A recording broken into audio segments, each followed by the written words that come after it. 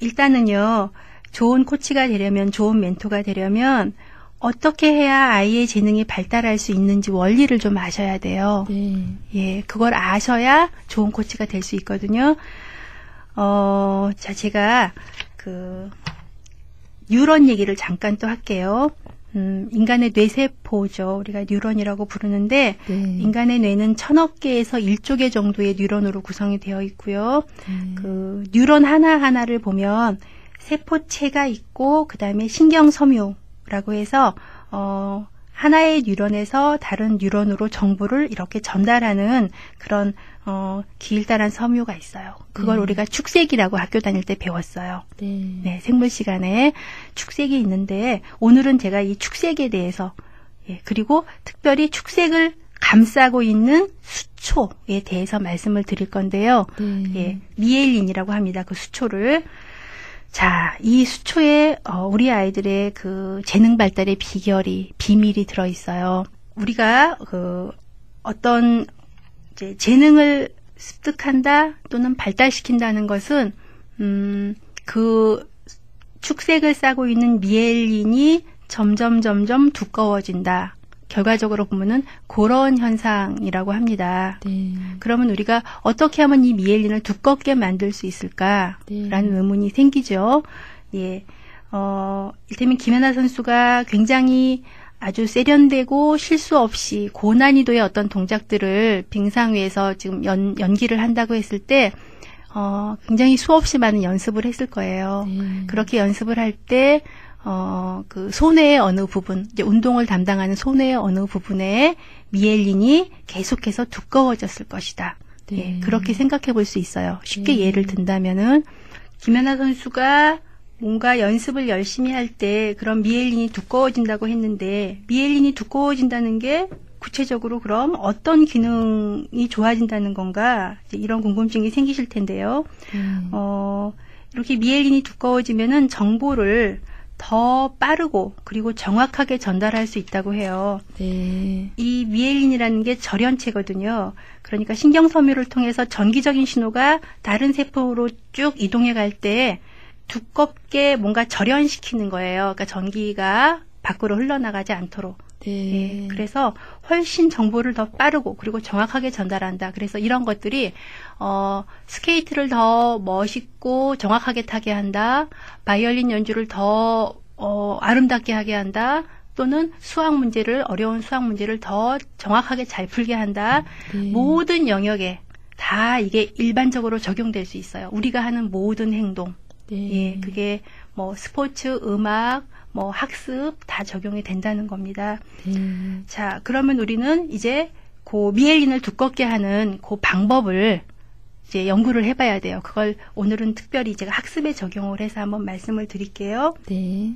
아주 간단해요. 어떤 거냐면 우리가 연습을 하되 자기가 지금 도전할 만한 지점을 딱 찾아서 그 부분을 계속해서 공략하는 연습을 하는 거예요.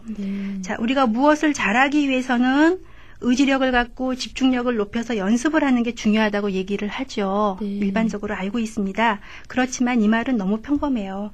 자, 재능을 향상시키는 사람들의 연습 과정의 특수한 측면을 포착해내지 못한다는 얘기예요. 이런 말로는. 그러면은 재능을 향상시키는 사람들의 연습 과정은 어떻게 특별하냐? 예, 그 사람들은 이렇게 비유를 해봤어요. 자진해서 미끄러운 비탈길을 오르려 한다.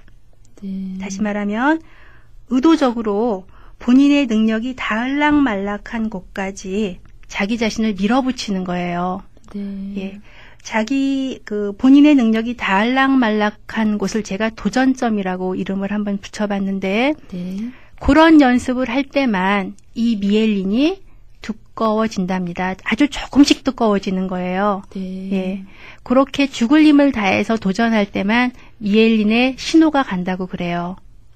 지금 연습 중이야. 아주 열심히 연습하고 있어. 그 신호가 가야 두꺼워지는 거예요. 수학 문제로 예를 들어볼게요. 학원에서 숙제를 많이 내줬어요. 100문제를 내줬는데 그중에 내가 도전감 있게 풀 문제는 10문제예요. 나머지 90문제는 쉬워요, 내가. 쉬운 문제를 풀 때는 신호가 가지 않아요. 두꺼워지지 않는다고 보시면 되고 네. 아주 어려운 문제를 내가 지금 낑낑거리고 풀고 있어요. 그때 미엘린이 두꺼워지는 거예요. 네. 그런데 우리 아이들은 어떻게 하냐면 시간이 없기 때문에 90문제를 열심히 풀고 10문제를 안 풀고 학원에 가서 선생님한테 여쭤봐요. 네. 예, 아시겠죠? 지금 어떤 상황인지. 네. 예, 그래서 저는 90문제를 좀 줄여서 한 40문제를 풀게 하고 많이 양보해서 네. 그리고 나머지 10문제를 반드시 풀게 하는 네. 그런 방법으로 공부를 시켜야 된다는 걸 꼭 말씀드리고 싶어요. 미래의 코치인 여러분들에게 예, 적어도 그 정도는 부모님이 알고 계셔야 아이들을 현명하게 안내할 수 있다고 생각합니다. 이제 그런 얘기가 있어요. 정확히 목적에 맞는 노력을 기울이면서 실수를 집중적으로 다루는 방식으로 그렇게 연습을 하라는 거예요. 네. 자기가 하고 있는 그 어떤 떡집에서 떡을 만든다 했을 때 그것도 상당히 여러 가지 프로세스로 나뉘어질 거예요. 네. 그중에서 특별히 안 되는 부분이 있을 거고요. 네. 거기를 반복해서 하는 거예요. 네. 하면서 구체적으로 뭐가 잘못됐나 봐서 그 부분을 계속 고쳐나가는 거죠. 그런 게 도전이죠. 예. 네. 그래서 도전점을 찾는 게 중요하다. 네. 아무 데서나 노력을 그냥 하는 거는 크게 의미가 없는 거죠. 네. 예. 그러니까 굉장히 힘든 일이에요. 어찌 보면은 네. 심층 연습이라는 게 예, 영어로는 deep practice라고 해요. 그래서 네. 예. 그러니까 아이들이 공부를 할 때 얘가 정말로 심층 연습을 지금 하고 있는지 네. 아닌지. 물론 공부가 100이라고 하면은 100 전부를 다 심층 연습으로 채울 수는 없고 또 반복해야 되는 것도 있기 때문에 이제 쉬운 것도 조금 하는 것도 바람직한 것 같아요. 그런데 우리가 지금 아이들이 공부하고 있는 걸 보면은 심층 연습을 너무 피한다. 네. 그런 느낌을 제가 받았기 때문에 네. 이거를 꼭 말씀드리고 싶었어요. 한 예를 하나 제가 들어볼게요. 우리가 잘 알고 있는 폭풍의 언덕의 작가, 예, 에밀리 브론테, 네. 예, 있죠. 제인 에어를 쓴 샤롯 브론테하고는 자매 관계였는데, 자, 이 사람들이 우리는 천재로 알고 있어요. 네. 제가 브론테 자매 얘기를, 왜 꺼냈냐 하면 이 사람들이 어떻게 심층 연습을 했는지를 말씀을 드리려고 해요. 이 브론테 자매는요, 유명해지기 전에 어떤 일을 했냐면, 작은 책이라고 불리는 80쪽짜리 책을 한 20일에 한 권 정도씩 계속 썼대요. 그래서 수백 권을 썼다고 해요. 자, 그 책은 어떤 내용이 실려 있었냐면은 당대 유명한 잡지나 어떤 작가들의 책을 모방한 거예요.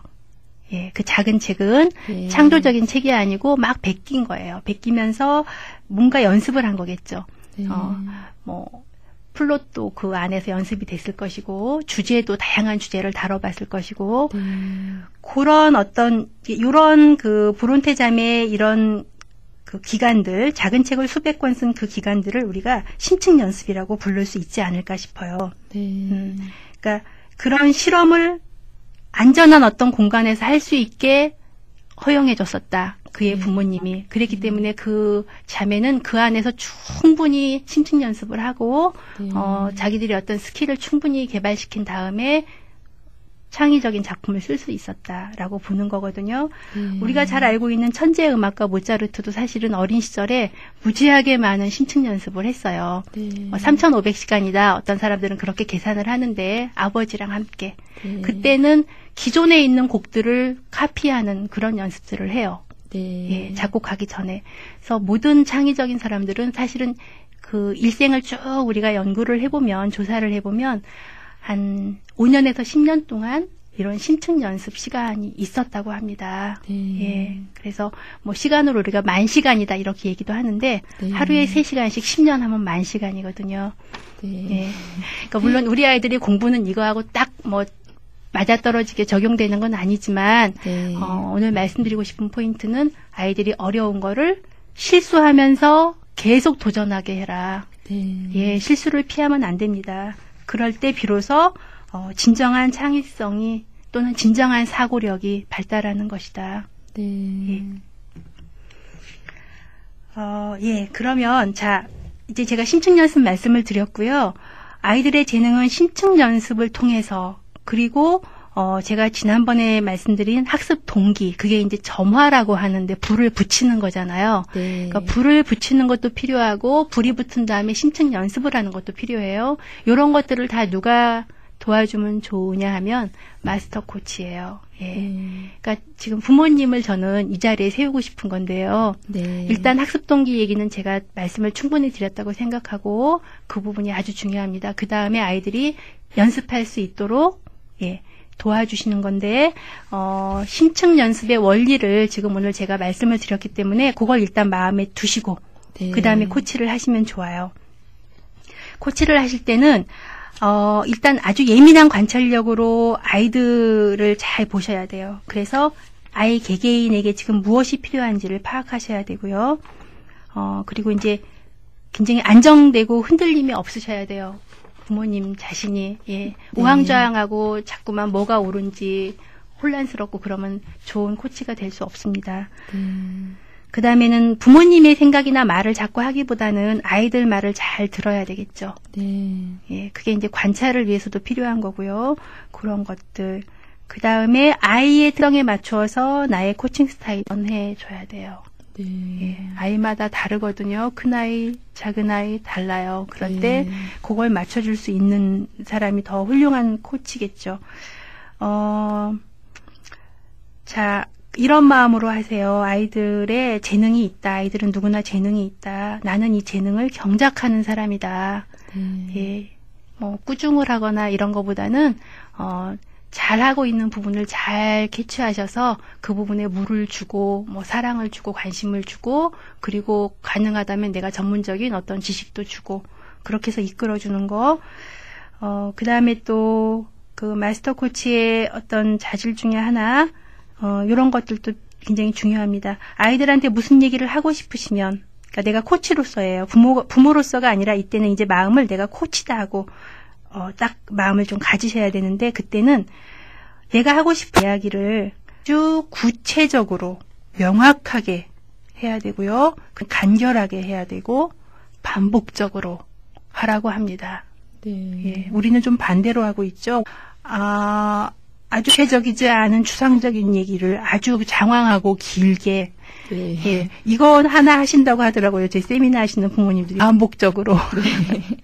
근데 그 앞부분은 명확하고 간결하고 구체적이며 반복적이어야 효과가 있는 거예요. 네. 그렇게 해주시는 거 그거 되게 중요합니다. 그리고 아이들의 사소한 행동 하나하나에도 내가 좀 예민하게 즉각적으로 반응을 보여줄 수 있으면 또 더 좋은 코치가 될 수 있다고 생각합니다.